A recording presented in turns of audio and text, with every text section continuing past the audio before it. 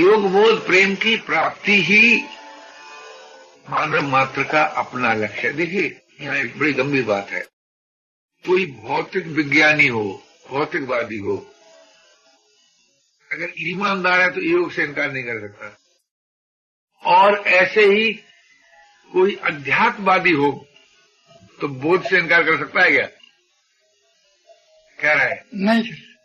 ऐसे ही अगर कोई आस्थावान हो तो प्रेम से इनकार कर सकता है क्या? अथवा यूं कहिए कि योग से, बोध से, प्रेम से कोई भी इनकार नहीं कर सकता।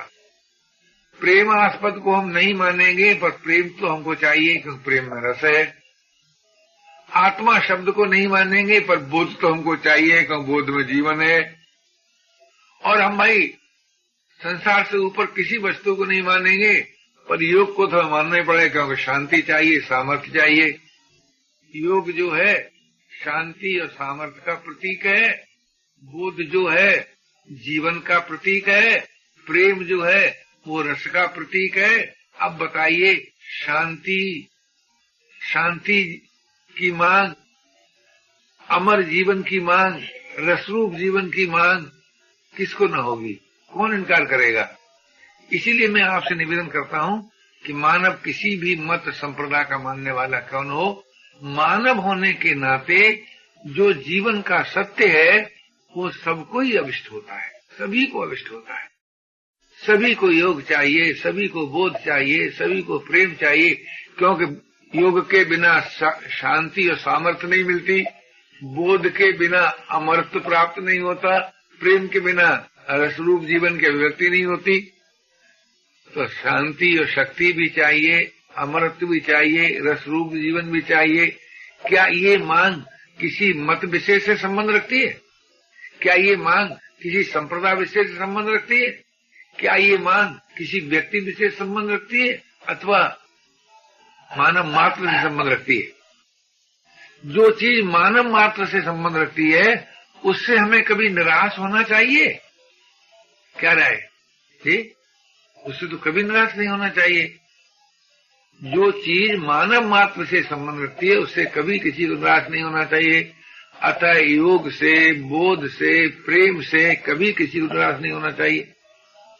जब हम योग, बोध, प्रेम से निराश नहीं होते तो योग की मांग से भी बोध और प्रेम प्राप्त होता है, और बोध की मांग से भी योग और प्रेम प्राप्त होता है, और प्रेम की मांग से भी योग और बोध प्राप्त होता है। ये बड़ी विशेषता है।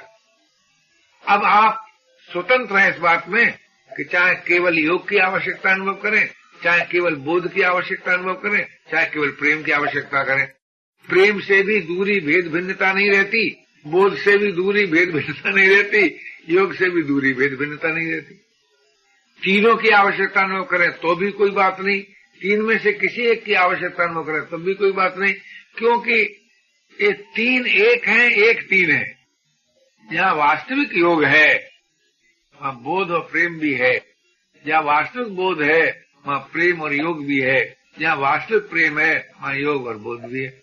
अगर ये सत्य आपको जचता हो, रुचता हो, पसंद आता हो तो इस पर मनन किया जाए, विचार किया जाए और जल्दी से जल्दी इस वास्तविक आवश्यकता को अनुभव किया जाए। आवश्यकता अनुभव करने में तो कोई कठिनाई होती ही नहीं कभी किसी को। आवश्यकता अनुभव करने में किसी को कठिनाई नहीं होती। पूरी होगी कि नहीं होगी ये बात अलग है, लेकिन मैं आपसे ये निवेदन करना चाहता हूँ, कामना के संबंध में ये कहना बिल्कुल यथार्थ है कि सभी कामना पूरी नहीं होती और हर कामना पूर्ति का सुख नवीन कामना को जन्म देता है, अथवा जो कामना पूर्ति में रमण करता है उसे कामना पूर्ति का अभाव सहना ही पड़ता है। ये तो कह सकते हैं, सब कह सकते हैं, दिल की चोट कह सकते हैं, लेकिन कोई ये नहीं कह सकता कि मांग के पूरे होने से अभाव रह सकता है। क्यों?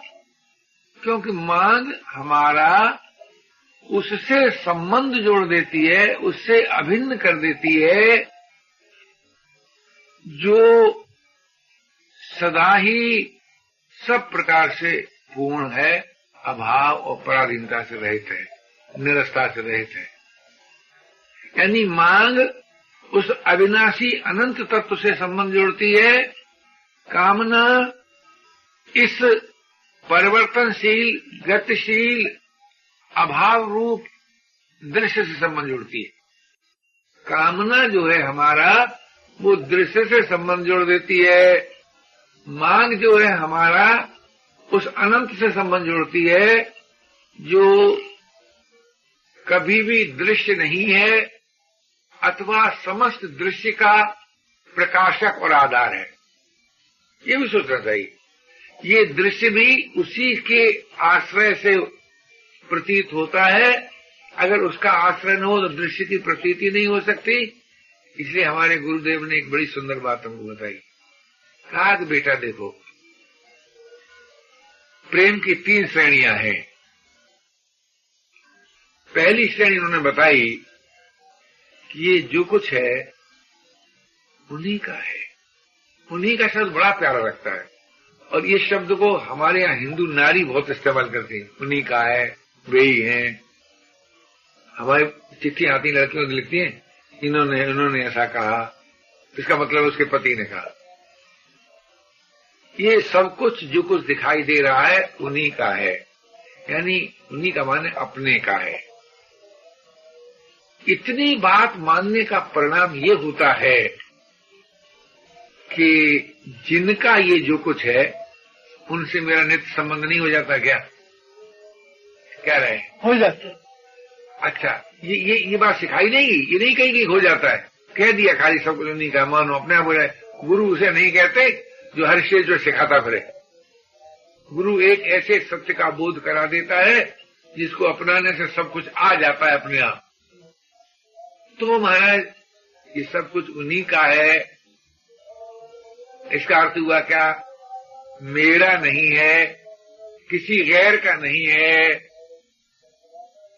अगर ये बात आप मान लेते हैं कि मेरा नहीं है, किसी गैर का नहीं है, तो ये जो कुछ प्यारा लगता है क्या प्रिय लगता है? अच्छा, इसके प्रभाव से मुक्त होते हैं क्या आबद्ध होते हैं? बोलो एक बार है। देखो, मेरा नहीं है इसके मानने से तो इसके प्रभाव से मुक्त होते हैं, और किसी गैर का नहीं है इससे इसके प्रति सद्भाव और प्रियता उदय होती है। ये मनुष्य का अपना जीवन है कि दृश्य के प्रभाव से भी मुक्त हो और दृश्य के प्रति सद्भाव और सहयोग भी हो। पहली बात है ये मत कहना ये बड़ी कठिन बात है, आखिरी बात है। सबसे पहली बात बताई महाराज जी ने। दूसरी बात कहा कि भाई देखो कि जो कुछ जिसका है वो भी इसमें है, वो इसमें भी है, इसमें ही नहीं है। यहां तो गंभीर सोचना पड़ेगा। वो भी इसमें है अर्थात इसमें भी है। तब अपना कहीं दिखाई देता हो, विचार करके देखो, अपना कहीं भासता हो तो हृदय में प्यार उमड़ता है कि नहीं जी? अवश्य उमड़ता है। तो हृदय में प्यार जग जाता है। अरे हमारे परंपरा में, जिस परंपरा में शिष्याओं महात्मा थे, वो किसी को नारायण करके संबोधन करते। आओ नारायण। कोई आर्य समझ जाए, आओ आर्य नारायण, आओ सनातन नारायण, आओ जैनी नारायण, आओ हिंदू नारायण, आओ मुसलमान नारायण, आओ ईसाई नारायण, यूं कहते थे, संबोधन करते थे। और उनकी बड़ी भारी गहरी निष्ठा इस बात में थी कि निज प्रभु मैं देखें जगत, निज प्रभु मैं देखें जगत। शासन करें विरोध, उसके हृदय में विरोध नहीं रहता। समता की गंगा लहराती है, उदारता की गंगा लहराती है, प्रियता की गंगा लहराती है, विरोध नहीं रहता। जहां विरोध नहीं है वहां समता है, उदारता है, प्रियता है। तो मैं आपसे निवेदन करता हूं, जब इस सद्भाव से प्रीत का प्रभाव और बढ़ता है और बढ़ता है, तब आखिरी बात महाराज ने कही कि भैया देखो, फिर वे ही हैं, सब नहीं है। उसी जीवन का नाम है ज्ञान विज्ञान तत्व आत्मा। हमारी राय में उसी जीवन का नाम है राधा और कृष्ण का विहार, उसी जीवन का नाम है सीताराम का विहार, गौरी शंकर का विहार। अगर ये बात आपको जचती हो, रुचती हो, तो इस गुरु वाक्य पर ध्यान दो कि सब कुछ उन्हीं का है, वे सब में भी हैं, सबसे परे भी हैं, और वास्तव में वे ही हैं, और कुछ है नहीं, होगा नहीं, हो सकता नहीं। उन्हीं में हमारा मैं योग होकर, बोध होकर, प्रेम होकर अभिन्न हो सकता है। ये जीवन का सत्य है। अगर आप चाहें तो इस सत्य को स्वीकार कर बड़ी सुगमता पूर्वक साधनिष्ठ हो जाए। अब जो चर्चा आपकी सेवा में निवेदन की, इस चर्चा में किसी को किसी प्रकार का विकल्प उठता हो, संदेह होता हो, तो उसे प्रकट करो। बुद्धिजन्य जो संदेह होगा उसका बुद्धिजन समाधान भी हो जाएगा। किसी ने एक बार हमसे कहा, तुम परमात्मा को सिद्ध कर सकते हो? हमने कहा कि अगर परमात्मा के न होने की आप 10 दलीलें करेंगे तो होने की हम 11वीं कर देंगे। क्योंकि संदेह अगर आप करेंगे तो संदेह तो बुद्धिजन्य ही होता है, तो निसंदेहता के लिए भी बुद्धि काम करती है, इसमें कोई विकल्प नहीं है। मुझे तो मैं आपसे ये निवेदन कर रहा था, क्या आज हम और आप इस मानवीय सत्य का आदर करेंगे, इसे अपनाएंगे? आदर करेंगे, अगर अपनाएंगे तो आप जानते हैं मानव उसे नहीं कहते जो जगत और जगदाधार को प्यारा न लगे। सर्वप्रिय मानव का ही नाम है। मानव जगत को भी प्यारा लगता है क्योंकि उदार होता है, स्वाधीन होता है, और परमात्मा को प्यारा लगता है क्योंकि प्रेमी होता है।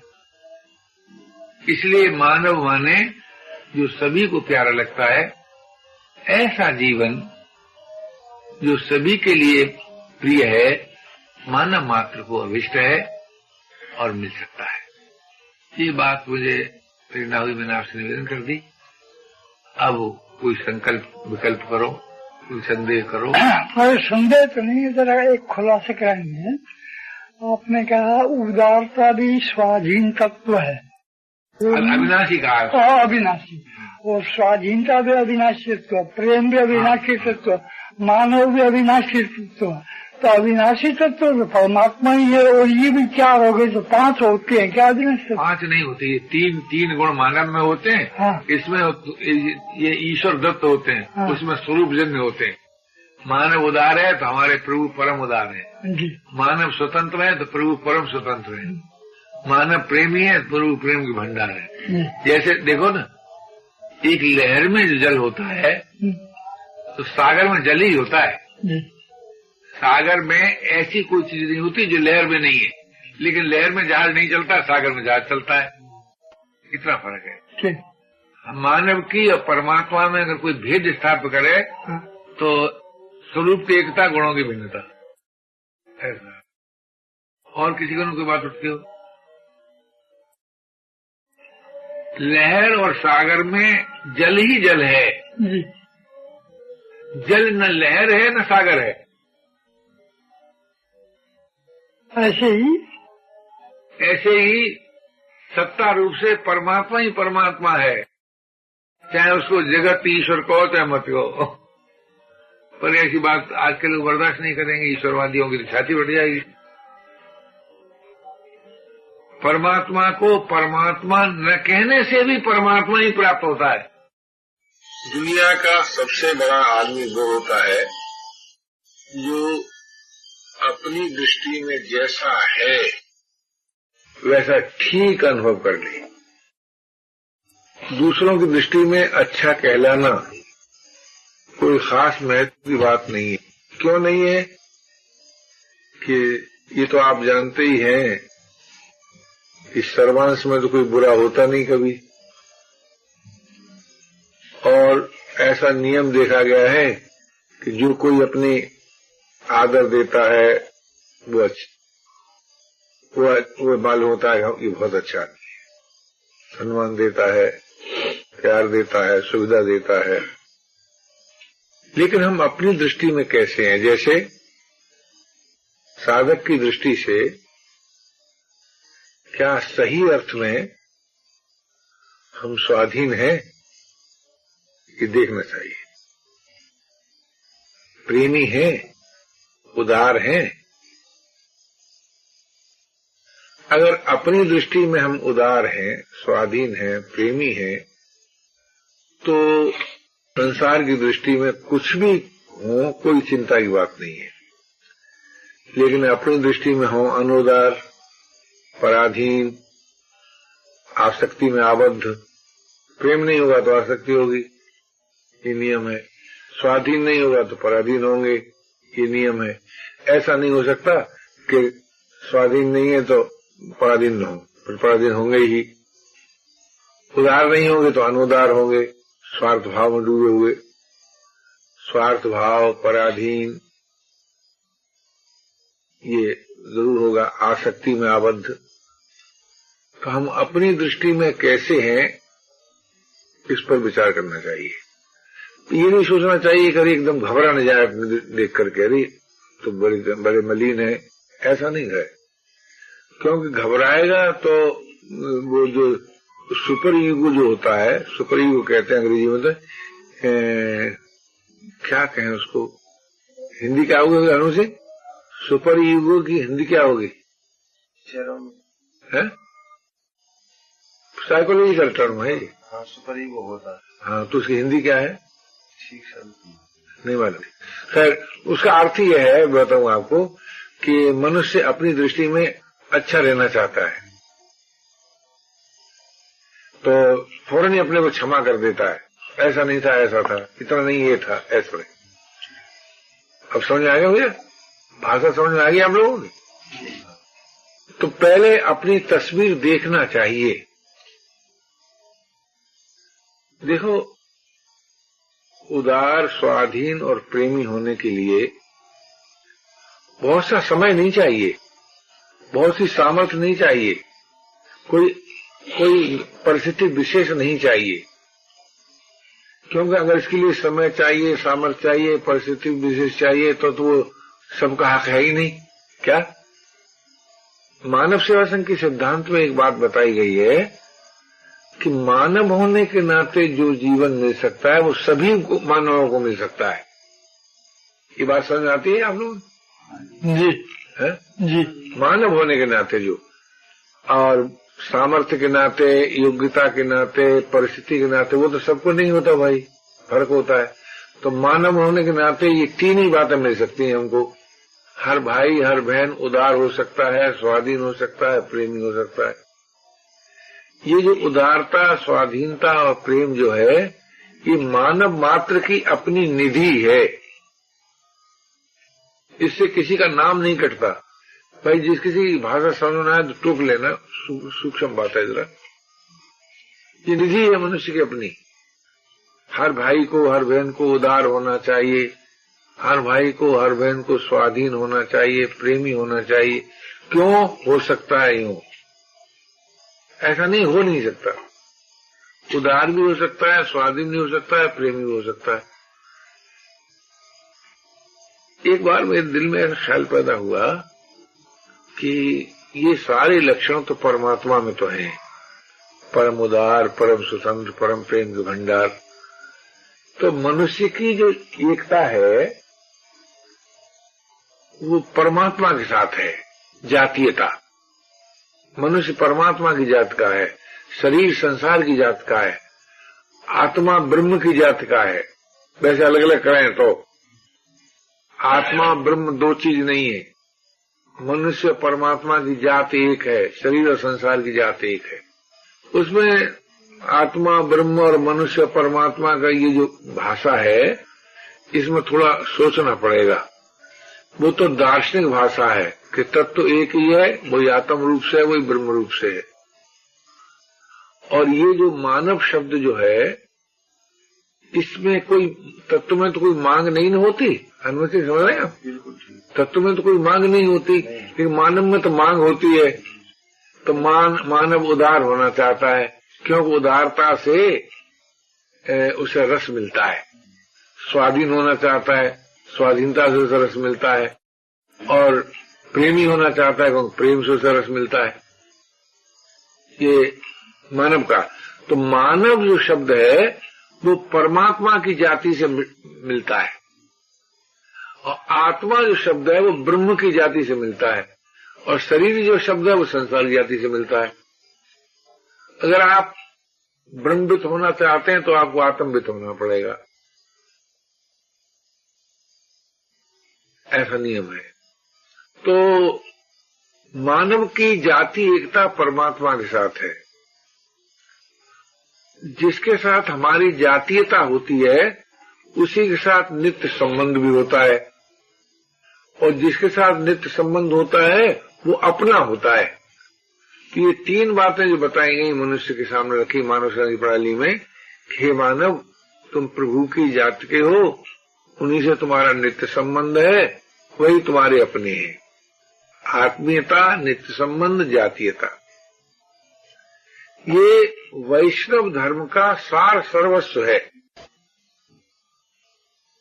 वैष्णव धर्म है ना, उसका ये सार सर्वस्व है, क्योंकि वो भगवान के साथ दास्य भाव से, सख्य भाव से, वात्सल भाव से, मधुर भाव से संबंध जोड़ते हैं। मैं प्रभु का नित्य सखा हूँ, मैं प्रभु का नित्य दास हूँ, मैं प्रभु की नित्य प्रिया हूँ। इस प्रकार का जो संबंध स्वीकार किया जाता है ना, ये असल में वैष्णव धर्म है। आपने वल्लभ संप्रदाय के लोगों ने सुना होगा, उन्होंने साहब पहले शरणागति ले लो, फिर ब्रह्म संबंध ले लो। सुना ना उसे आपने? ब्रह्म संबंध होता है वल्लभ संप्रदाय में। तो परमात्मा और मनुष्य, इन दोनों में जाति एकता है, इसलिए वहां सेवा की प्रधानता है। वल्लभ संप्रदाय में सेवा की प्रधानता है, उपासना की प्रधानता नहीं है, चिंतन की प्रधानता नहीं, सेवा की प्रधानता है। कि तुम भगवान को किस प्रकार से, कितनी बार, कैसी कैसी सेवा करते हो, खिलाते हो, पिलाते हो, ये सब बातें चलती है। ये असल में वल्लभ संप्रदाय का सार सर्वस्व है। हम एक दफे नाथद्वारा में ठहरे हुए थे, तो शरणागति तत्व किताब पढ़ी, तो लोगों ने ये कह दिया कि इसमें अगर गोस्वामी जी का नाम लिख दिया जाए कि वल्लभ कुल के गोस्वामी की लिखी हुई है, तो लाखों की संख्या में आज बिक जाए। उनकी संप्रदाय बहुत जोर है, बहुत प्रचार है। तो मैं ये निवेदन कर रहा था कि मनुष्य की जाति एकता है परमात्मा के साथ, और आत्मा की जाति एकता है ब्रह्म के साथ, और शरीर की जाति एकता है संसार के साथ। इसलिए शरीर के लिए, शरीर के द्वारा आप किसी न किसी सत्कार्य को ही कर सकते हैं। परमात्मा को नहीं पकड़ सकते, ब्रह्म को नहीं पकड़ सकते। ये शरीर ब्रह्म प्राप्ति का साधन नहीं है, ये परमात्मा संसार की सेवा का साधन है। तो वो कब होगी? जब आप उदार हो। उदार कब होंगे? जब प्रभु के नाते सभी को अपना माने। और उदार होने के लिए कोई क्वालिफिकेशन नहीं चाहिए, परमात्मा के नाते सभी अपने हैं, ये बात अगर आपको जित जाए तो आप उदार हो सकते हैं। तो ऐसे ही अगर आप इस बात को माने कि मेरा और संसार का कोई संबंध ही नहीं है, तो आप स्वाधीन हो सकते हैं। और प्रभु से मेरा नित्य संबंध है, आत्मिक संबंध है, तो आप प्रेमी हो सकते हैं। तो वैसे तो मूल में सत्य तीन ही बातें हैं। संसार से मेरा कोई संबंध नहीं है, प्रभु से मेरा नित्य संबंध है, और शरीर और संसार में अविभाज्य संबंध है। मेरा संबंध नहीं है, लेकिन शरीर और संसार का अविभाज्य संबंध है। अगर ये सत्य आदमी मान लेता है तो शरीर के द्वारा संसार के काम आता है। कैसे? बुराई रहित होकर। और कोई उपाय नहीं है काम आने का। मन से, वाणी से, कर्म से बुराई रहित होगा तो संसार के काम अपने आप आ जाएगा। संसार को जो चाहिए वो यही चीज चाहिए कि उसको ऐसा साथी चाहिए जिसमें बुराई न हो। बुराई का अर्थ क्या है? जो सुख का लोलुप न हो। सुख लोलुप को कहते हैं बुराई। बुराई का मूल है सुख लोलुपता। मनुष्य अपने सुख लोलुपता से प्रेरित होकर ही दुराचार करता है, व्यभिचार करता है, चोरी करता है, बदमाशी करता है, संग्रह करता है। यानी जितने दोष पैदा होते हैं ना जी, वो सुख लोलुपता से होते हैं। और जो सुख लोलुपता है ये पशुता है, ये मानवता है नहीं। जैसे एक पशु अपने सुख के लिए ही जीता है, वो दूसरे का हित नहीं जानता, किसे कहते हैं? सुख के लिए जीता है, या अपने एक सीमा के भीतर जो उसके सुख के साधन है, माता पिता भाई बहन का मालूम नहीं, माता पिता का संबंध रहता है पशुओं में। भाई का रहता है कि नहीं रहता हमको नहीं मालूम। हाँ, शहद की मक्खी वगैरह में जाति का रहता है, संग्रह वो जाति भर के लिए करते हैं, हमने ये नहीं करते। तो ऐसे तो वो तो रहता है, लेकिन बुराई का मूल है सुख लोलुपता। और सुख लोलुपता क्या है, इसको और जरा अच्छे दृष्टिकोण से देखा जाए, गंदी तरह से नहीं, तो पराधीनता को सहन करना। किसी प्रकार की भी अगर हम पराधीनता सहन करते हैं तो सुख लोलुपता है। अच्छा, पराधीनता को सहन कौन करता है?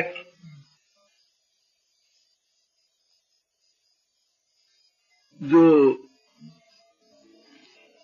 सभी के लिए उदार नहीं होता, जो स्वाधीन नहीं होता, जो प्रेमी नहीं होता, प्रेमी नहीं होता, प्रेमी नहीं होता, प्रेमी नहीं होता, प्रेमी नहीं होता, प्रेमी नहीं होता,